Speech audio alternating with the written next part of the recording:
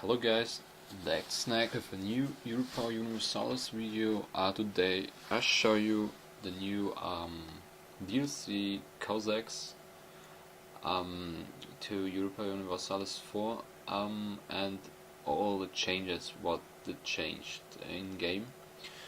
I will start with the positive aspects of the whole DLC. The positive aspects are that they changed a bit the diplomatic overview. Like you can see right here, and I click on it, they changed here the overlay. They implemented some information that are very interesting. For example, how long it would take for your ambassadors to go there, or if it possible that you can become a rival with them, how much points they get, and so on and so on. What is new are those three icons, all new. And here on this one you can see how everybody likes Castile. Yeah. Before this major DLC, you were you had also the chance to see who likes the half of Spain. Then you just got on this map, what's right here, and you could see it. No wait, no. And everything what's green or darker, yeah, they like them. So, but that's not what's this video about. It's about this DLC, and so what's interesting is this tab here. That's also new. It's new implemented.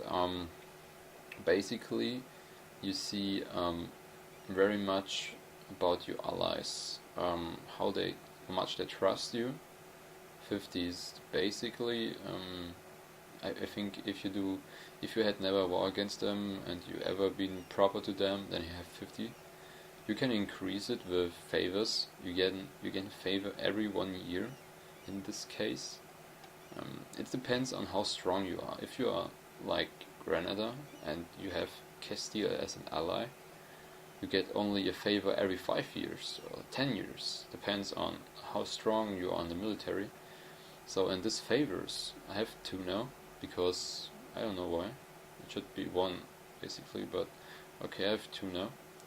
And the good thing about them is you can do stuff with them. You can increase trust in Castile they have in you. I have no clue what this does basically, but you can increase it. That's not so bad. Maybe if you have negative or something, you can get back in the positive. But what's the most important thing here is you want your ally in the war, yeah, right? And then you need this one. Yes, you need 10 favors, and you can buy one, that they will join your war. This is important if you want to war somebody but it's too strong for you.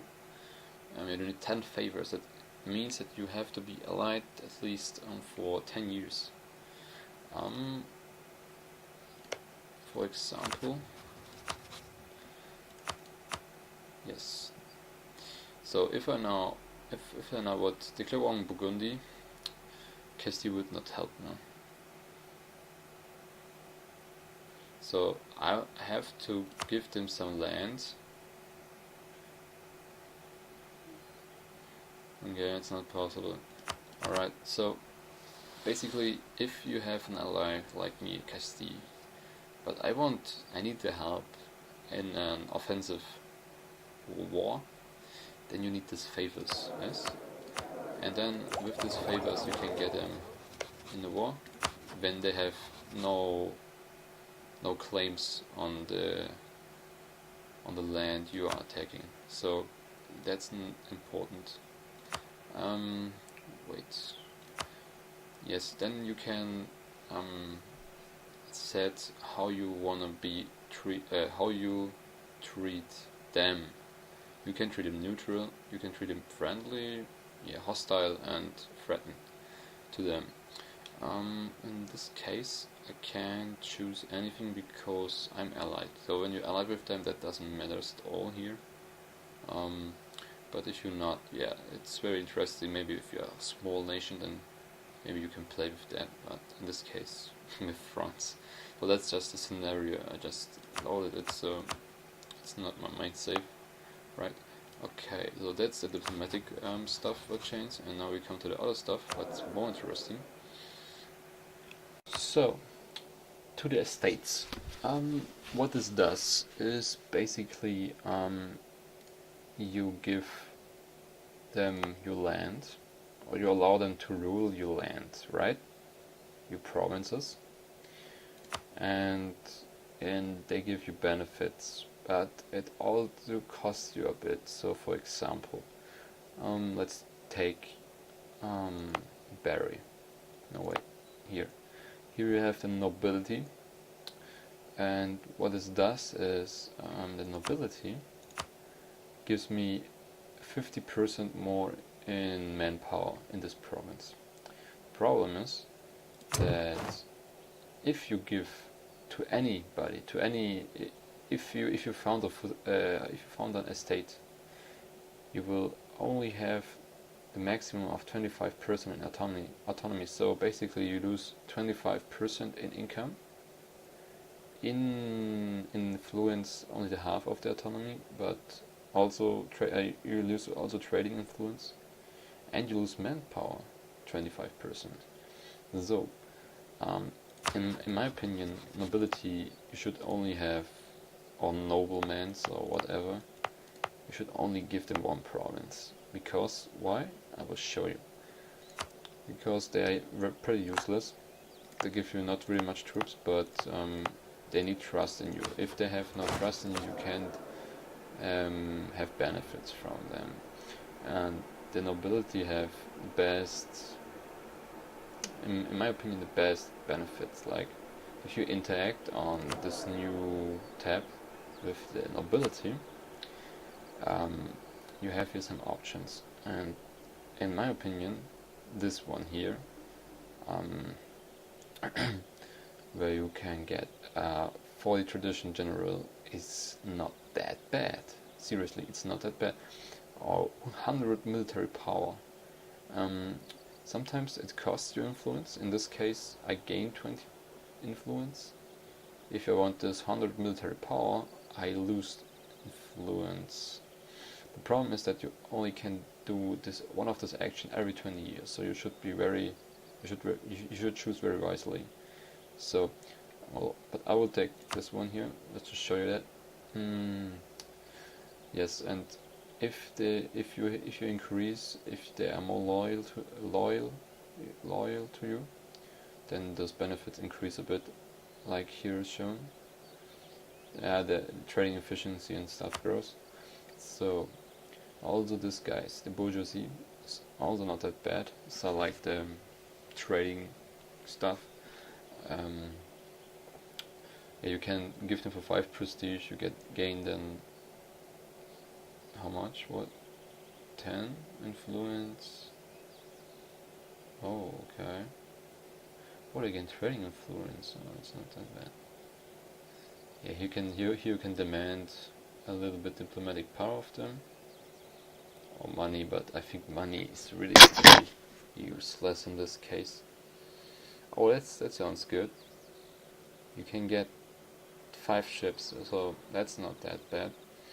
In this case, the estates make sense, a lot of sense, but you should really have a clue where you put them, because, for example, the nobility gives you 50% in manpower, but the problem is that you have only, because of the autonomy, you lose 25% of this manpower, so you can gain basically 25% only, not the 50% bonus. So that's a bit, I don't know if it's a bug or it's not used for really. It's, in my opinion, it's just, yeah. Also nobility provinces, you should only choose 1 or 2, and then increase the loyalty of them with prestige or something like that.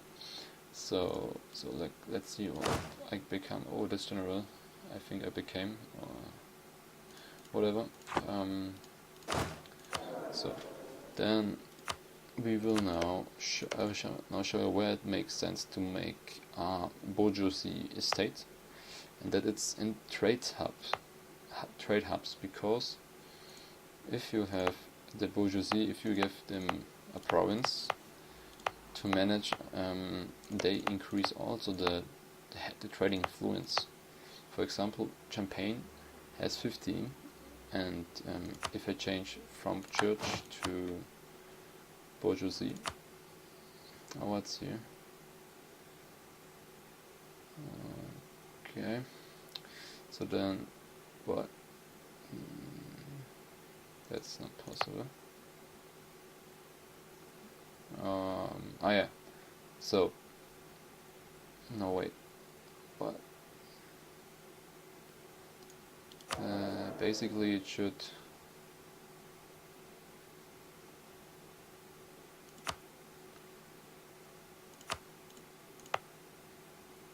Huh? Okay. This done. Yeah, 50% trade influence. Why I don't get this? I don't. Maybe it's. Or maybe I have to continue. Okay, sorry. So now I got 50% in trading influence, so it's increased my money. My money I get from this not here. Basically, I mean 50% is a lot, so if you put in the trade hubs, you are really good with that decision. So what the Cleros does, or the church. Oh wait, that's too fast. Church. Oh yeah. Right. The church. There's one simple thing. It increases the amount of taxes you get in the province. So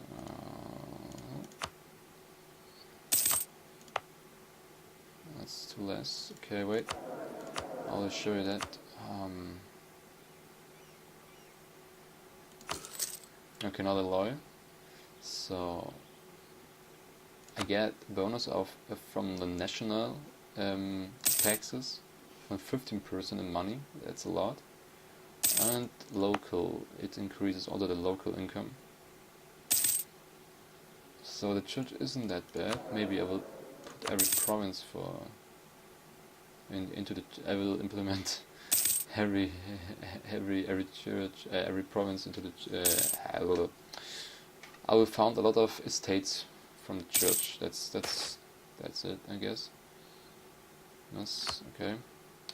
So but basically this DLC, in my opinion, is not worth the money, because you saw the changes now, and yeah, the estates are nice, and the diplomatic stuff should be not for money. It should be just a patch or something, because yeah, it should be a normal, a standard, you know what I mean? So it's not really worth the money, in my opinion. I think that was every change now. I think I didn't forget anything. So problem is about this that maybe there is a change, and you have first then to play then 20 or 30 hours. I only played now 2 hours with the new DLC, 2 hours, and read everything about that. So should be enough. Yes, I hope so.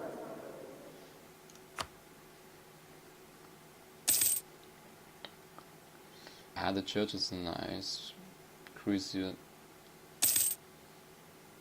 papal influence is not that bad. But it's 20 euros, I think. So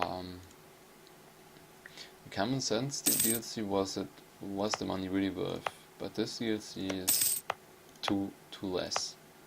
I would wish something more. And the best thing about this DLC is that they split it up with all the models. I guess there are over 50 models or unit packs, or different unit types. What they changed, and you have also paid for this DLC, but it's only changing the overlay, 9 euros. So the fact is that maybe if you don't play a lot of EU or Europa Universalis, you shouldn't buy it, basically, because it's just a waste of a lot of money for that less you get.